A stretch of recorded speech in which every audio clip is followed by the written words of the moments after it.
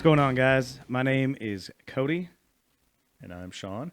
and we're just two regular guys going to be starting this podcast. Essentially, we came up with this idea just to talk about airplanes. And we're just two regular guys that have jobs, that have businesses, and we're not CFIs, we're not mechanics, we're not professional anything. We're just normal. So, this is just kind of the introduction of what we're going to be doing regarding this podcast. We are PIREP Aviation. Sean, how did we come up with PIREP Aviation? Well, we're going to report on things. We're not necessarily going to review things, but a non-biased report on the stuff we like. We'll casually talk to people about, I did this to my airplane. Oh, that's cool. I've never heard about it. Well, we're going to get it out there. Yeah. There's a lot of things that we've done or seen that, the average people don't know are out there. Or if they do, we're going to actually show it and, put some photos and video of certain things that it's kind of hard to find. So we're going to report on all kinds of stuff, things for the airplane, FBOs, trips. I like whatever. that. It's a report, right? It's not a review, as you mentioned. It's literally a pirate. So, PIREP Aviation. Guys, welcome to PIREP Aviation. I think let's just get into it. I mean, today's podcast is going to be just about us. Yeah. And how we got into airplanes and what we do and why we do it. So, episode 1, season 1. Yeah. Our, getting our feet wet and just figuring it all out. That's it. So, guys, you're going to have fun. I have fun. I have buttons, but I won't. Sean told me I can't press any. any. You can't use the buttons. Well, I'll just start off. Okay. Tell us. First introduction to flying. I mean, where did it all start for you? Yeah, I mean, these are just stories, but my dad began flying when he was a teenager. His grandpa was on a farm, and he actually flew in J3 Cubs and shot coyotes and wolves out of the airplane back when it was legal. So that was kind of his start. It's big business now for pigs. It is, yeah. And it's kind of his start to aviation. And so it kind of just passed on down. He got his license in the 60s, washing and waxing airplanes. That's how he got his certificate, and just was a local hangar rat and just hung out. So in the 80s, he's been going to Oshkosh. I'm sure you guys have heard of that little fly-in that's up in Wisconsin. But he's been going since 79. And back in the day, it was tiny and small. And so home builts were really just starting to get super popular. So he built KR2s. That was his first airplane that he built. And I remember just being little with my twin sister, and there's a picture of us when we were maybe 8 months old and sitting in the cockpit sleeping. Nice. And so he would build those airplanes. And so that's kind of how I got introduced, is just he built airplanes, and he loved building them. Yeah, so it was in your family. That's cool. Because a lot of people, it's like the lineage of, grandparents and father and whatever. And for me, it's completely different. No one in my family flew, but my dad's boss / best friend back in the 60s, they flew everywhere. And why my dad never got his license, I don't know. But I've been around, planes, general aviation stuff, since I was probably 3 or 4. Yeah.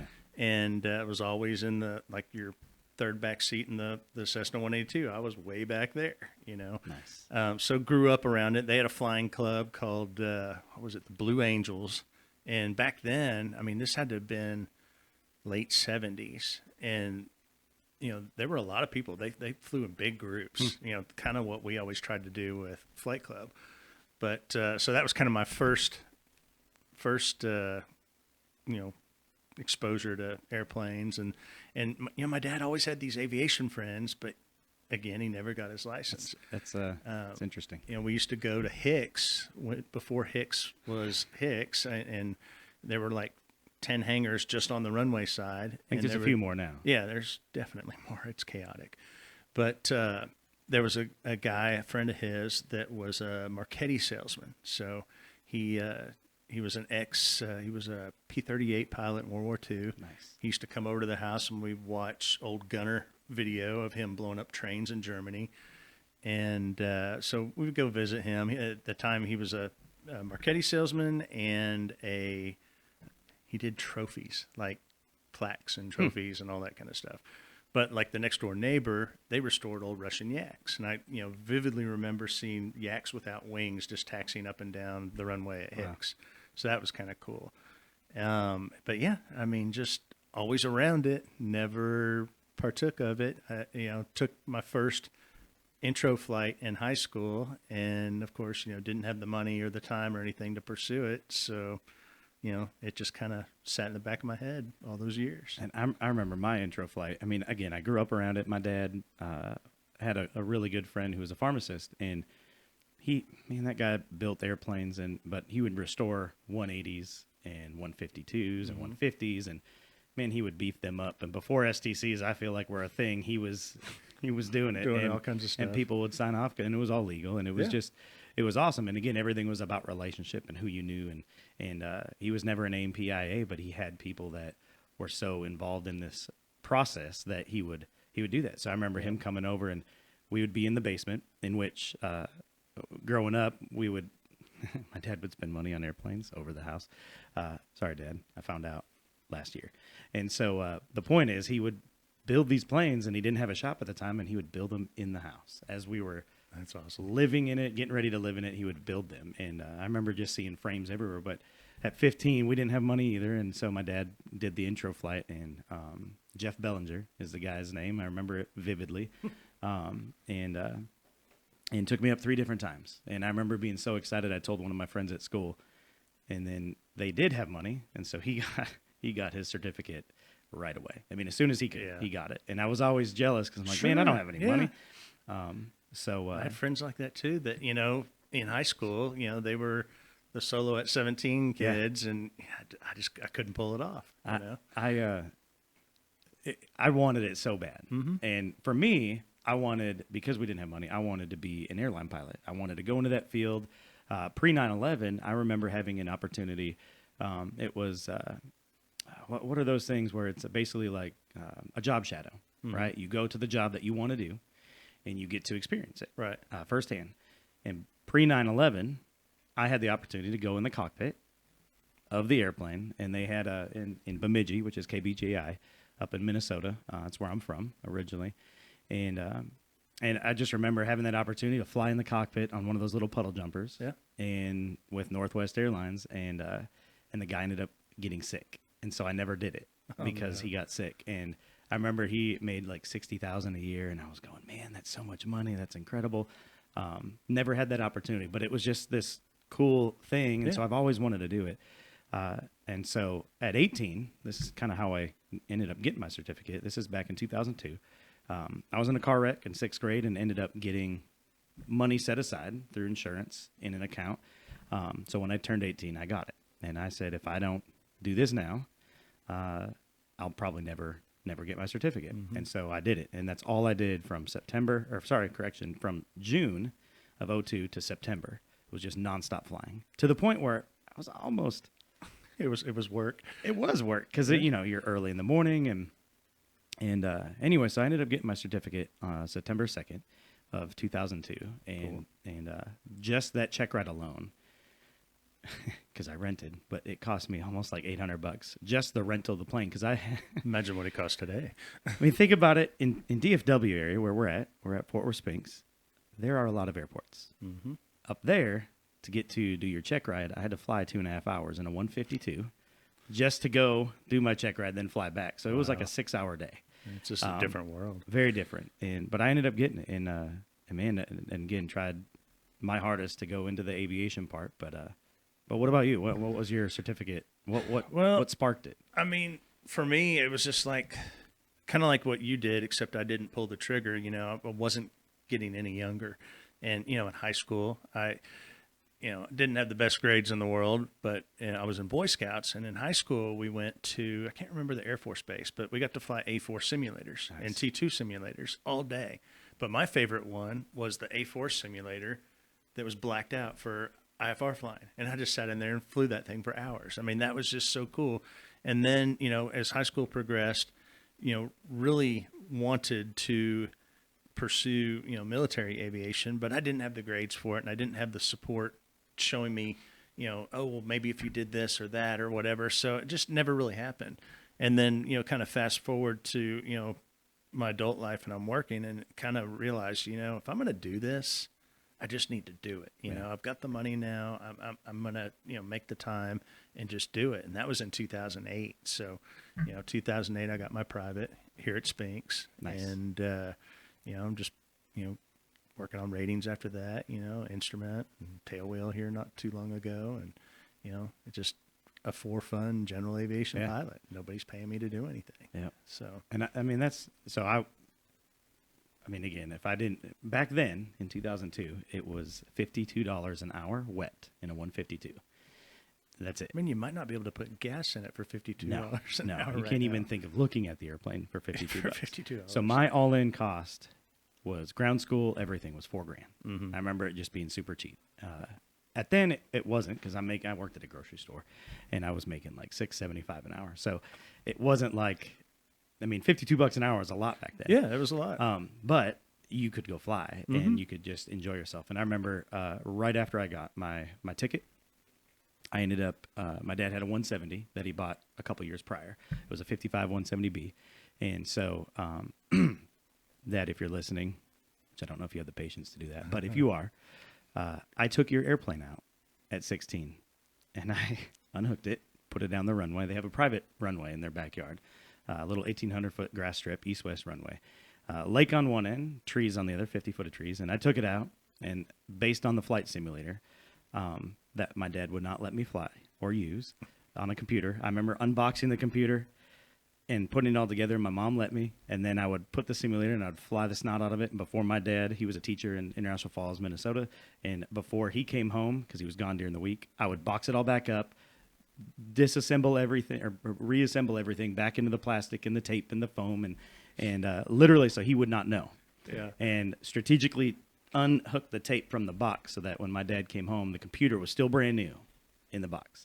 I did that for months. But anyway, I took his plane out. I took the little, Pro Flight was the simulator, and it had a 172S. So this is probably 99, right? And so it was on the cover, and I took that manual, the checklist out to my dad's plane, and put that thing up, started it. I wasn't going to take off because that would have been stupid. But I started it and did full power, held the brakes, lifted the tail up, and it started to nose over a little bit more. That I put it down, and I was like, oh. And so I put it back over in the grass, tied it down, and I was good. Wow. But my point is, I ended up getting my tail wheel. That was one of the scariest moments, but I got my tail wheel right after I got my my PPL.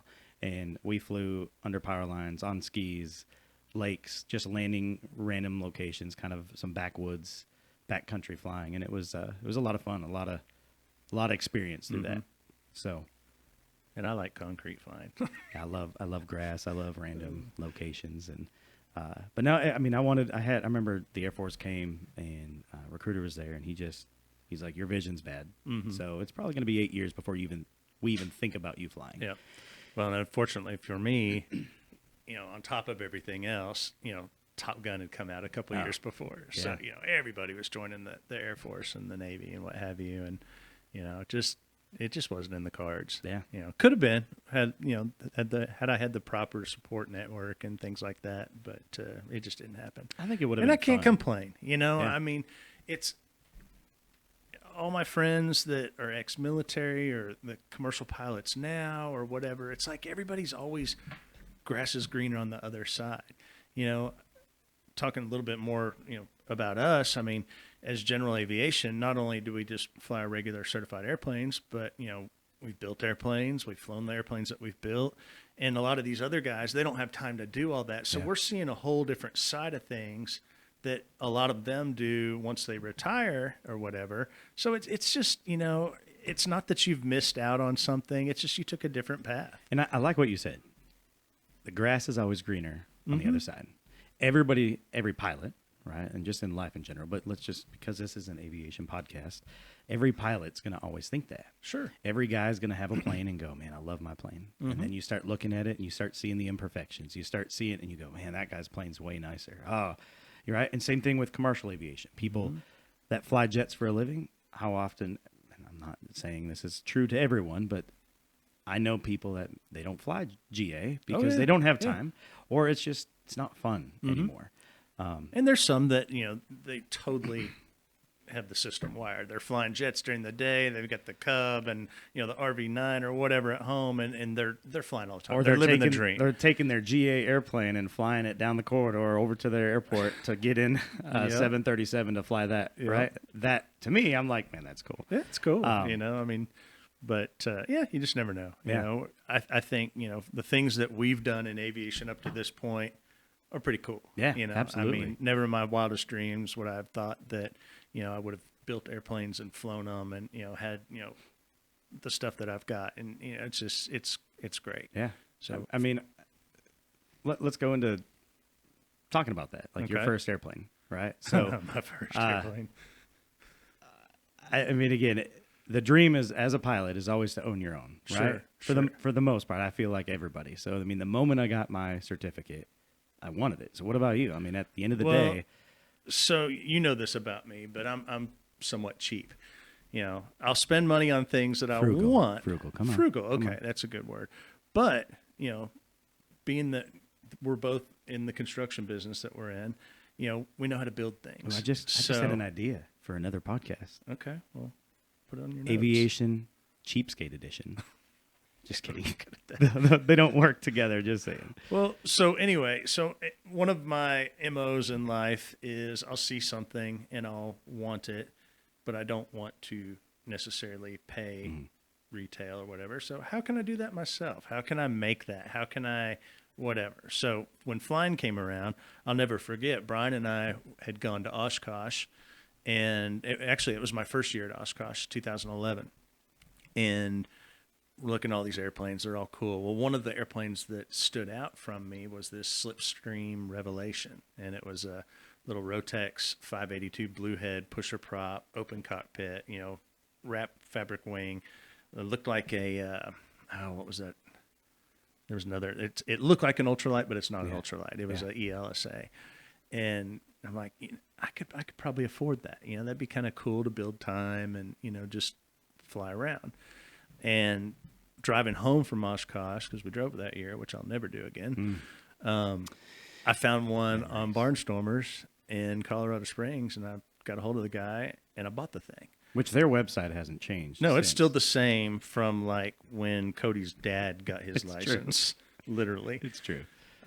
So I go to Colorado Springs. I flew up there commercial, rented a big Ryder truck, met this guy at the Colorado Springs airport, never flew the airplane, never really did a pre-buy on it or anything. Didn't know that's what you did. It had wings. I had wings, and I saw him fly it, and he landed. So I'm like, okay, it flew and landed. I kind of thought I was going to get to go for a ride, but that was not offered, and I didn't ask because, again, I had no clue what I was doing. So I buy this plane from him, and then he leaves. And I'm like, well, how am I going to get this? He's like, oh, you're supposed to, deal with that. So anyway, he got it was a drywall crew of guys that helped me take the whole thing apart, and we put it in the Ryder truck, and I drive home with it. And then I spend the next, 2-3 weeks reassembling. Were you nervous driving that thing home? No. I mean, it was okay. I did stop. I remember I stopped in Amarillo to check the load, opened it up, and I opened the rear of the Ryder truck, and I see this weird, it was creepy. It was this perfect white pyramid, 3-dimensional pyramid, just sitting right there inside the door. I'm like, what is that? And then I'm looking around, and I look up. So this thing was welded chromoly frame, like a bicycle almost. And one of those round tubes was rubbing against the leading edge of the prop. Nice. And it just vibrated for hours, and that dust just went down and made this little pile. And so my very first, thing with airplanes is I had to buy a new prop. So, which is the prop that's hanging on the side of the hangar here. That was my first soiree into airplanes, and then flew it a few times. Did not like it. I mean, I liked it. I didn't trust the engine. I just, it was not a 582, which is the aviation version of the Rotex. It was a 583, which you're probably familiar with because it's a snowmobile engine. Yeah. And this thing was hopped up to like 105 horsepower. So, I mean, it had some power. It's a lot for a snowmobile. This thing had 0 glide ratio. I mean, it was crazy. Flew it a few times, and that was it. Never got far from the airport. I wasn't comfortable with it, and ended up selling it to some rancher that he wanted to use it to check his fences and stuff. So Yeah. it's like, that's cool.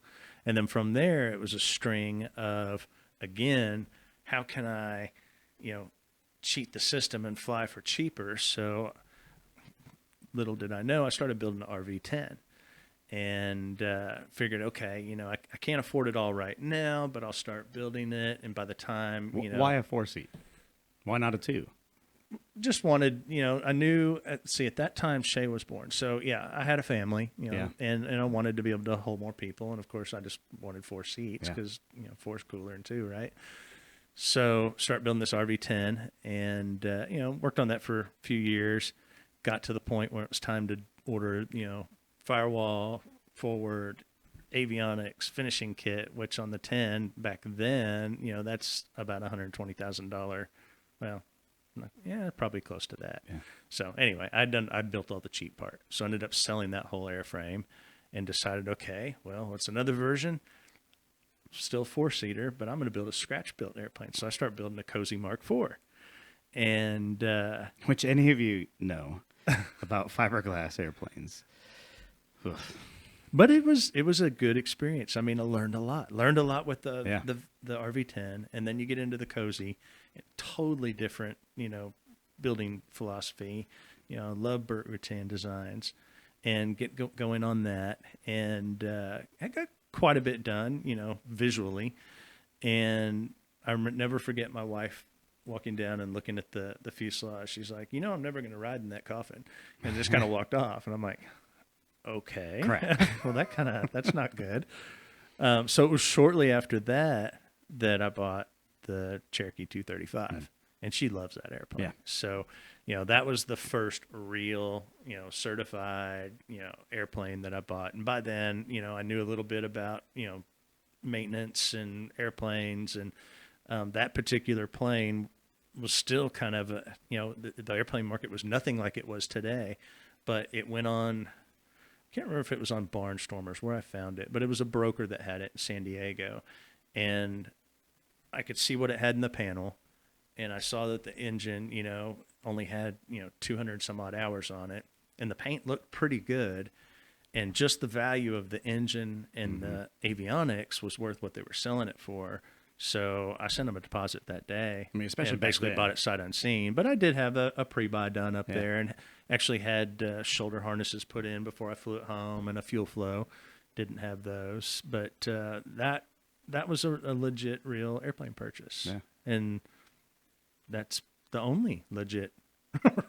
Everything else I built after that was the Panther, and so that's it. And I still have it, and you guys will get to see the new and improved version of that here soon, hopefully. Yeah.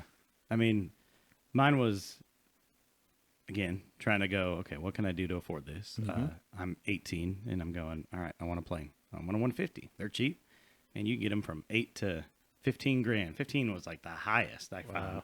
But I'm 18, and I don't have credit history, right? And so I just got done doing my tail wheel in the 170, so I actually was looking for more like a 120, 140. Of course, my dad, he's telling me, oh, you need metallized wings. You want one with flaps. You want this, and so you had guidance. I had guidance. Which is nice. Yeah. Even, the P-punk gear, like where they extend the axles of the wheels to get the gear behind the wheels a little bit more, so that basically you don't have that, they tip over apparently. I don't know exact terminology, right? So, but the point is, everything was so specific, and I'm like, Dad, I just want a plane. I want to fly. I want to build hours. And I just remember I didn't have the credit history. I went to Oshkosh that year, so I've been going to Oshkosh since I was 4 or 5, and It's a just long like time. the norm for you. It's normal, yeah. So when I go, I'm like, oh, look, instead of tents, it's RVs everywhere, right?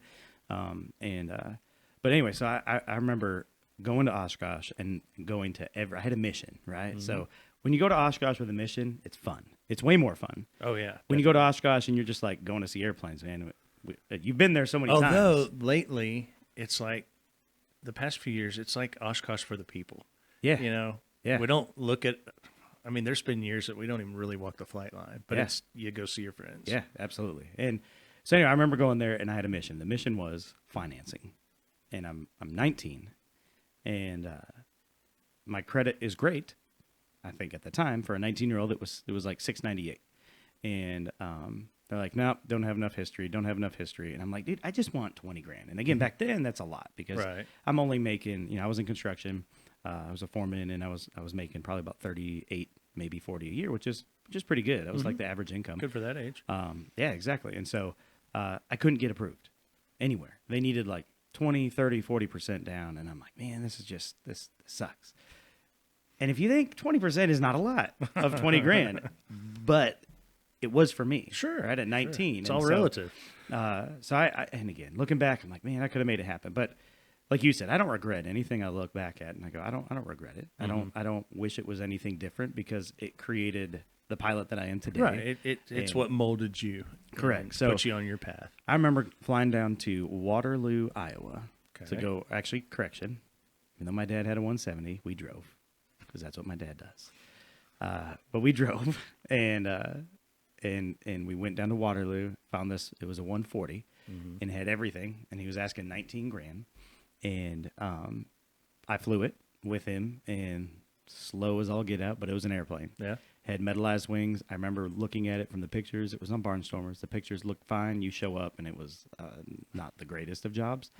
And so I remember going back and again, doing the whole finance thing through my credit union. And they're like, listen, your credit's good. You just don't have the history. We can't. You're going to need like 60% down. I'm going, man. So I didn't do it. So anytime I flew, I'm 4 hours from my parents' house. Anytime I flew, it was just when I went back to my parents. And that was it. And so it wasn't many hours that I got to fly. And then a guy from that I knew ended up saying, hey, what about a house? Why don't you get a house? I'm like, I can't get a plane. How am I going to get approved for 150 grand? And they gave you the money right away. And not only did they give me the money, but they get my house payment on a $150,000 house was like $692. Taxes, insurance, everything. So I had a guy rent my basement for $400. And so I was like under $300 a month for a brand new home that I got to pick the lot and build everything. And so I'm sitting there going, all right, how do I get an airplane still? And I remember finding this 150, close to TBO on the engine, had like 5,000 hours. And this is back then where 5,000 hours on a plane was That was a lot. It was a lot. And now you're going, oh, only 5. But anyway, so I just remember trying to get that, and I looked at it and I loved it. It was a 67 model. And so it didn't have the round panel. It was more of the more modernized 150, 152 panel. I still couldn't get approved because I had the house. And I remember You trying got to too much debt. I remember trying to do a refi, and And it was probably before cash out refis were so they mainstream. had one close to it. And so I remember I was going to finish my basement. It was like 28 grand. I was going to finish my basement and then take that 10 grand and buy the airplane. Right. And it was, and so I remember the job I was on. I remember who I was with. When I got the phone call, I was 2 days away from picking the airplane up. And the phone call came and I paid like, I don't know, $800 in closing costs already. Yeah. And the guy goes, sorry, we screwed up, but you can't get this loan because with the house, it was like all these first-time home buyer loans and there are no interest, no payment loans from the city, from the government, because I was first-time home buyer. And again, this is an '04, so they're doing all these crazy weird things back then. And so anyway, I didn't get the plane. So I'm like, man, this sucks. So I didn't have one for the longest time. Then I meet my wife and we have kids, and that puts a whole hold on a lot of stuff. And I remember in 2014 we bought a motorhome, paid cash for it. It was worth almost triple what we paid for it. Needed some work, but the bank didn't know that, right? So we go to Oshkosh in it, and I'm like, I want an airplane. And I remember going, I could do a loan against this motorhome because I paid for it. It was paid for, and get a plane. And so we're there, and we found this 172. It was a 64 model. and it was in Milwaukee. So on our way back from Oshkosh, driving down to Texas, we stop in Milwaukee, and we go look at it. Michelle and I, we stopped at my sister's house, took their minivan, drove out there, looked at it, and this guy has owned it since like 91. He pulls out every receipt. I have $465,000 into this airplane. I paid $21 for it. I'm selling it to you for $23.5. Nice. And it had low engine. It was redone 6 years prior, an overhaul. And so I was excited, and I flew it. Hadn't flown a tricycle in forever, so we bought it. I put money down, and then I took my buddy Ryan, which you'll probably get to meet him eventually. Eventually, yeah. He's in our hangar, and he's building a plane, and so close to flying it. So shout out to Ryan for all the good work he's done. But yeah, so we bought it, and I took him up there because he was getting.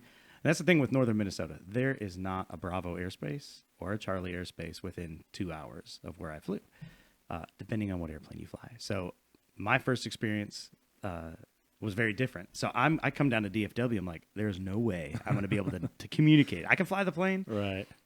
hands down, but communication through Chicago airspace and Kansas, I mean, all that stuff, there's no way. Yeah. So I'm like, Ryan, I'll pay for your flight. I'll pay for everything. You just come with me. Because he was getting his PPL at the time. So he knew. And he was flying out of Spinks probably. Yeah, so so he's he used to knew. it. He knew the communication. Yeah. I'm like, you communicate, I will just listen. And so I literally remember 2 to 3 weeks prior to that, I was listening to live ATC every day, all day, trying to just get caught up on it. So we flew it back, and I loved it. I loved that plane. That thing was awesome. And that was my first. So my goal was by the time I hit 30 to have a plane and fly to my parents' backyard and land. And I did. And I remember that flight was so miserable because it was so slow. So slow. We had like a 30-knot headwind, and we knew each other at that time. Yeah, I 'cause remember hearing about that flight. it Both was directions. so slow. Especially coming back. It was so slow that when we got back, I'm like, I need something different. And you mentioned you like spending my money in airplanes. So you mentioned, hey, what about I got Brian. What about his 182? And so I mean, I ended up selling that thing. I made some money, and ended up buying half of the 182. Yep. And I still have that plane and have upgraded it. And that'll be revealed later on too. Yeah. It's But I've done quite a bit, and we'll get there later. But some fun stuff on those airplanes. It's cool. And then of course, you like to spend my money. So we're at Oshkosh in 2015. Oh yeah, the Panther. And this single seat aerobatic plane came up, and I'm like, oh, this is cool. And you guys were building one. Yeah, Brian and I were building those. And then and Ryan was with us that year, and so we were like four of us. Yeah, because both of you guys bought tail Yep. kits there, didn't you? We bought tail kits there, and we were going to have this squadron of flights of just cool airplanes. Cool single seat planes. And I just got 3 kids, a business, and a wife, and we had some things that went on in our personal life that just took away time, and so I ended up buying one instead. Yeah, so me doing what I do best, I found something else for you to spend money on. Yes. And you bought a Flying Panther. Yep. And so Sean's responsible for the hangar, my community hangar that I had with the 172. He remember. Yeah, we had to get you out of there. We met fueling up in Cleburne at Charlie Papa Tango. Yep. And I remember Brian was there, and he goes, oh, is that a 182? And I'm like, no. My 172, by the way, it was hand-painted. The old guy hand-painted the thing with a brush. And I'm telling you, I've seen walls and trim that were brushed with a brush, paintbrush, much better than this one. But it was a lines were good 15-foot airplane. 15 foot for sure. I mean, you could see there was spots where you could see the drip from the brush. But again, it is what it is, and it's still painted that way, and I think it's in Tennessee. But yeah, it's on my FlightAware stuff, and the guy flies it all the time. Great airplane, man. That thing was awesome, and good memories in that thing. But yeah, so I got the 182. I got the Panther still. But yeah, I mean, we met, and you gave me a business card that was had everything under the sun. It was like, what does this guy not do? And he's a contractor, and I was probably year 4 into my business, and I was like, man, a mentor, perfect. And so started using them for different jobs. But yeah, I mean, we just started flying, and then I remember we had that ice storm in February, and you're like, dude, you got to get that thing out of there. I know. So somehow, some way, there's waiting lists. Everybody knows this. There's a waiting list at hangars everywhere, for the most part. And Unless you somehow, know some somebody. way, I got in almost immediately. And right before that storm, that ice storm, you were like, okay, here you are. It's supposed to ice this week. I mean, I Yeah, just remember it you so need vividly. to get this so, thing covered up. so yeah, I mean that's it, man. I'm like I love the 182. It's we talk about this all the time, man. Let's get a bigger airplane. Let's get faster. But at the end of the day, It's that grass is always greener thing. Exactly. You know, I mean, our airplanes are very respectable in what they can carry. Yeah. I mean, the 182 and the 235 are darn near identical on paper. You know, everything couldn't be more different between Yeah. the two of them. But as far as speeds and useful load and everything, they're very, very similar.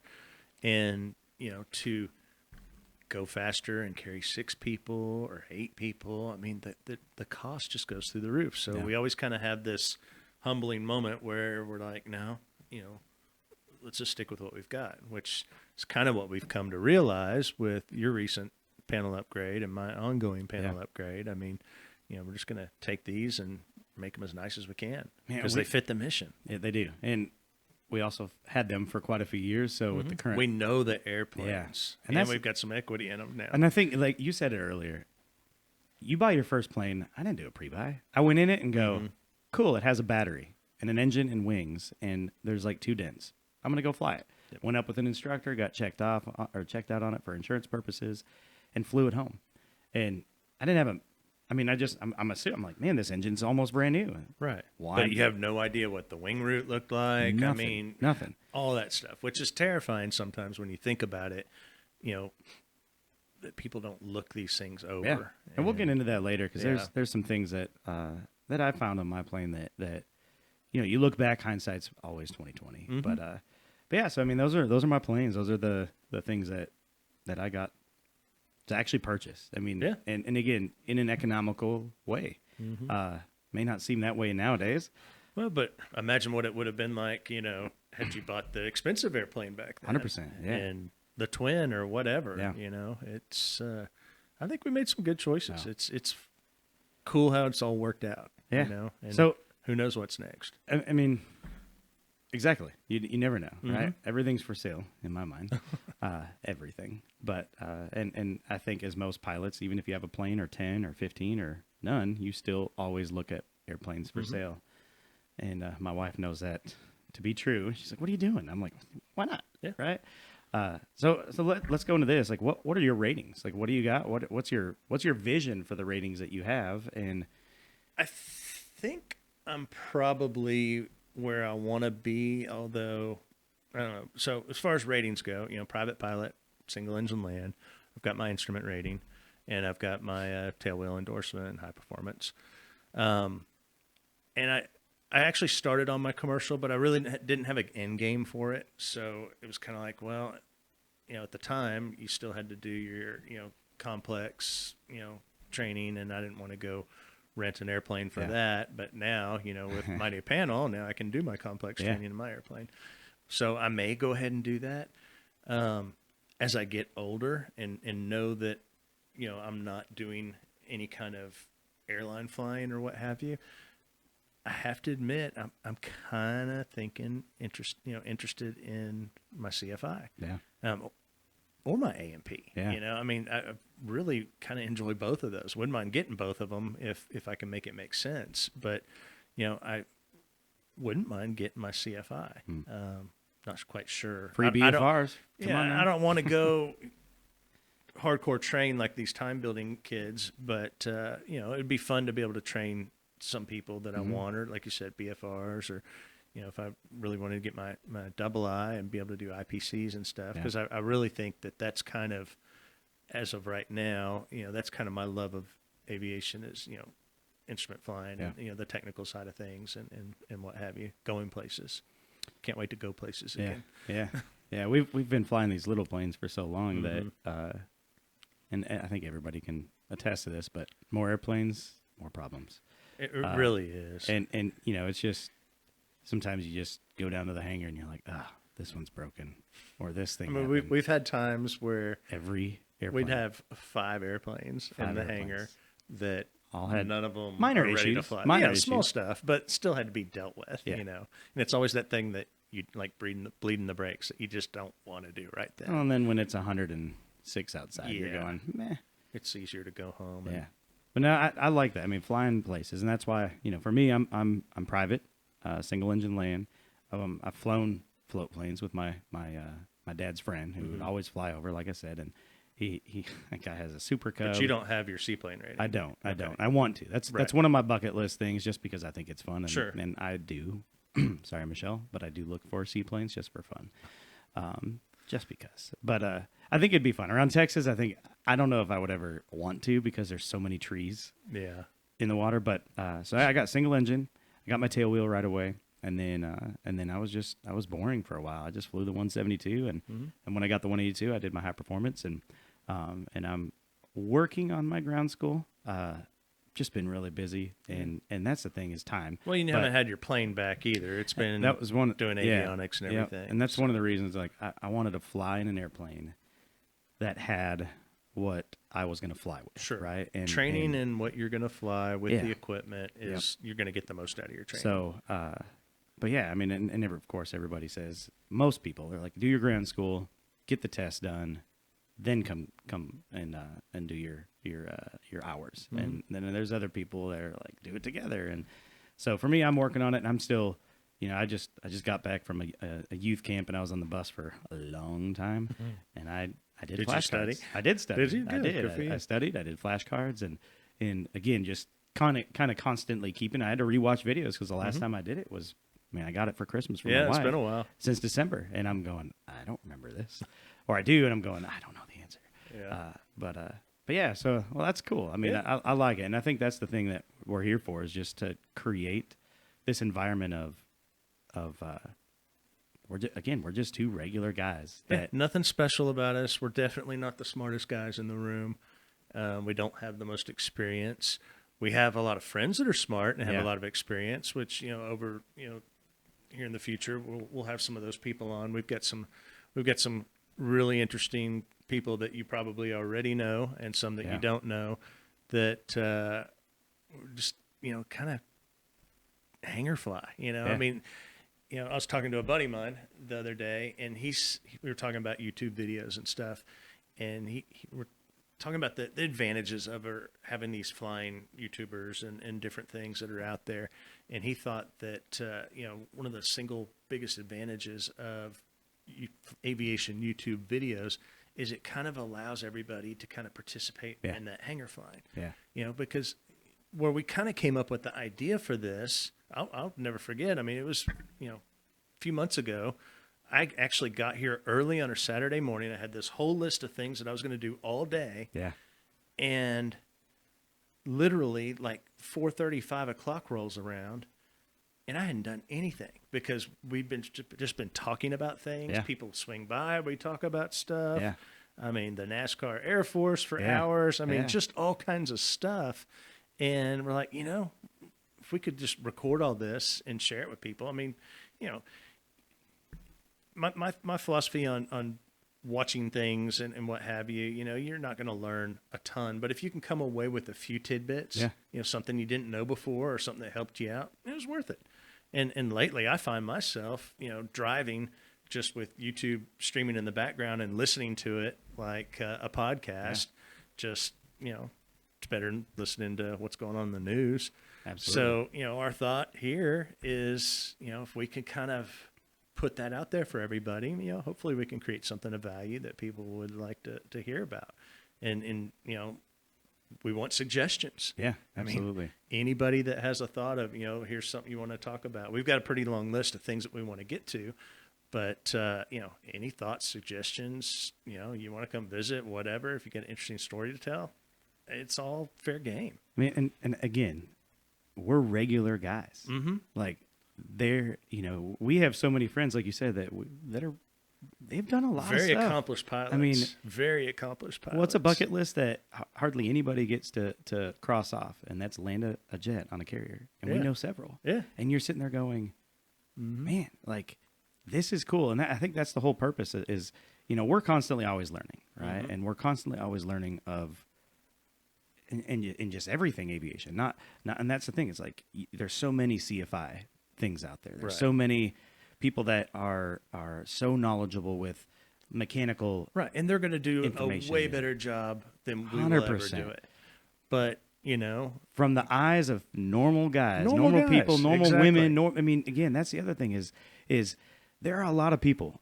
Again, and I'm going to go back to because my wife always says, right? It's how do you know someone's a pilot? Oh, they'll tell you, right? Mm-hmm. I went to church camp this last week, Did and you tell them all?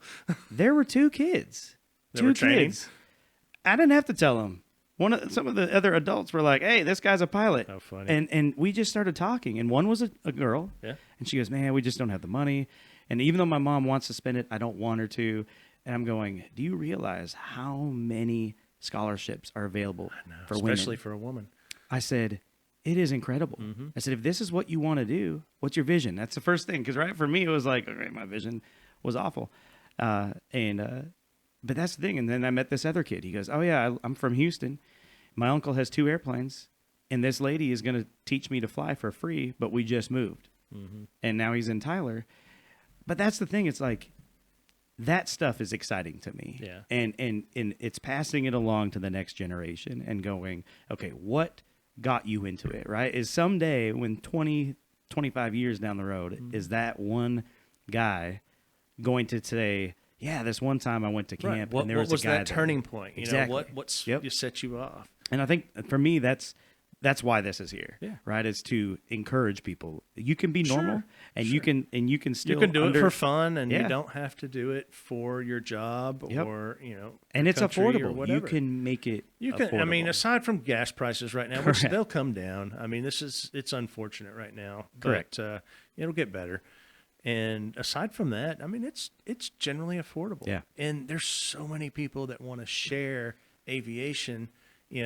Even if you're not getting loggable hours, you could probably go sit right seat with numerous people. I mean, I've said for years, I always look for an excuse to go flying. Yeah. And that was one of the things with the Panther being a single seat. I couldn't take anybody with me, and I really missed that. The luster went away. I Yeah. like taking people up. Yep. I like sharing it, letting them fly the airplane, letting them experience it, because that is what is going to It's spark going to the scoot them fire. along. Yeah. I mean, just like absolutely. I had a buddy of mine that his son was looking into going in the Navy. I can't remember. He was, anyway, he was going into the Navy. He wasn't sure what he was going to do. And like the idea of flying, wasn't sure if that was for him. So I took him for a flight, him and his dad in the Cherokee. And I remember, this is probably 5 or 6 years ago. And I remember after we landed, I'm like, okay, there's only one condition on this flight. Once you get in the Navy, if someday you realize, you're flying something cool, see where you this need is to going. remember Yeah. who took you on your first GA flight, because I'd love a ride in anything. Yeah. And to this day, I don't know if he went aviation or submarines, but Or if he has but I the do know he's authority to say yeah, exactly. But an incentive flight would be a nice Yeah. thing. Just Yeah. saying.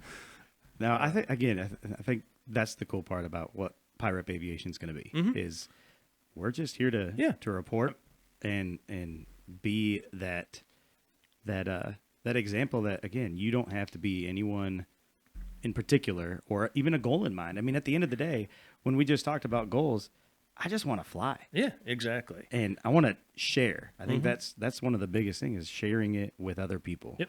I mean, that's kind of my vision for the channel, is, kind of the video podcast element of things, where we're just sharing it, not necessarily, kind of like today. I mean, we kind of decided we wanted to introduce ourselves, but we get on these tangents, and just like every other day, we're like, oh, we should have recorded that conversation. Absolutely. But, that's what we want to do. We want to have guests and talk about things, nothing necessarily specific. We'll have specific things, but as far as the podcast thing goes, just kind of see where it goes. Yeah.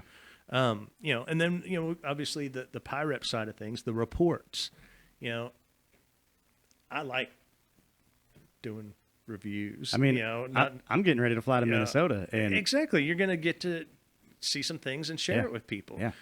I've just finished a whole line of STCs on my airplane that I'm anxious to show people here's what I did. Yours just underwent, lots of stuff. Yeah. So there's a lot of cool things that we want to report on, not necessarily review, not, does it work? Does it not? I mean, let you be the judge of that. But there's so many cool things that, I'd like to share. So that'll be a whole nother aspect of everything. And, like you said, the flying to Minnesota, get some footage of that. It seems like I have to admit, I tend to get bored sometimes watching some flying videos. 100%. Just because it's like, I've been there, done that. Yeah. I've seen this. No, when there's good conversation, I like that. But, it just kind of gets boring.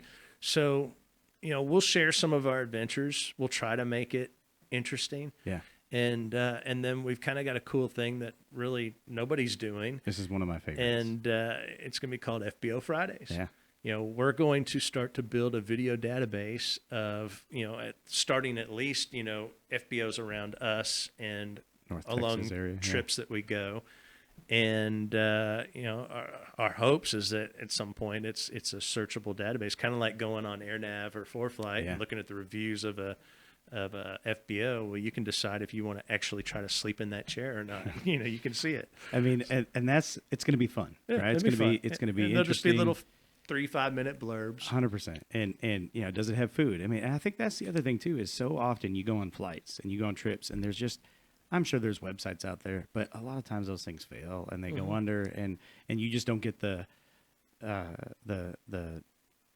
backing behind it. And so people get tired of doing it because it's a lot of work. Right. And so, but I think it's going to be fun. I mean, that every Friday we'll have an FBO every Friday. We're going to try to do them as report. quick as we can and have them just loaded up, ready to go. So if we're busy doing something, it's going to launch every Friday. So just follow us on YouTube, PIREP Aviation, right? And subscribe, like us, do that whole, the bell thing out all there. that, And, but it's going to be fun. It's going to be, like I said, we're here. Yeah. Regular guys. And comment, I mean, we'll read it all. We'll respond, we want to build this around what people want to see, and power to the people. Just let us know what you think. A day in the life of a GA regular pilot.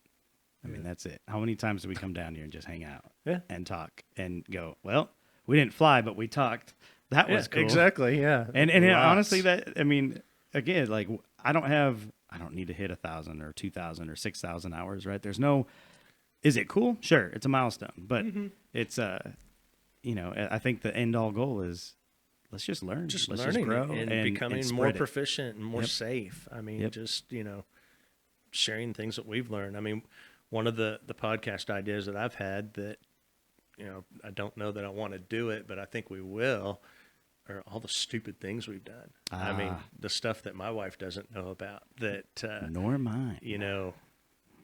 My wife's in that the we room. could definitely share with people as a learning experience and have them But not everybody make the has same them. mistake. I think that's exactly. the thing. And nobody wants to talk about it. So, and if you do talk about it, you're going to get the armchair people that'll go, yeah. oh, man, you're an idiot. yeah. You're stupid. yeah, it was stupid. It was. And luckily I lived. Correct. But, now I can tell you not to do this. But how many times, not even just in aviation, just driving a car, have you done a dumb thing? Oh, a lot. ever right? since texting was invented.